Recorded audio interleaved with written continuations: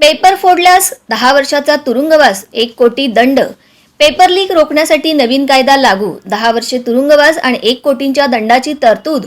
नीट आणि UGC net परीक्षांमधील कथित गैरप्रकारांच्या पार्श्वभूमीवर केंद्र सरकारने भविष्यात पेपरफुटीच्या घटना रोखण्यासाठी एक मोठे पाऊल उचलले आहे. सरकारने शुक्रवारी सार्वजनिक परीक्षा अयोग्य माध्यम प्रतिबंधक कायदा 2024 अधिसूचित केला. देशभरात घेण्यात येणाऱ्या स्पर्धात्मक आणि सामायिक प्रवेश परीक्षांमधील गैरप्रकार रोखण्याचा हा कायद्याचा उद्देश आहे.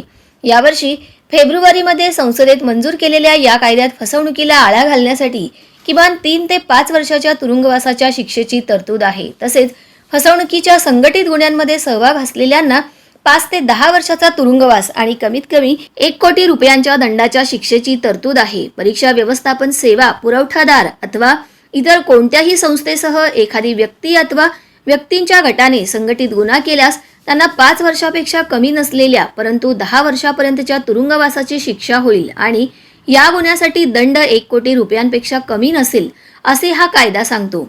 एखाद्या संघटित स्वरूपाच्या पेपरफुटीच्या गुन्ह्यात एखाद्या संस्थेचा सहभाग आढळल्यास त्या संस्थेची मालमत्ता जप्त करण्याची तरतूद या कायद्यात आहे आणि त्यातून परीक्षेचा प्रमाणित खर्चही वसूल केला जाईल.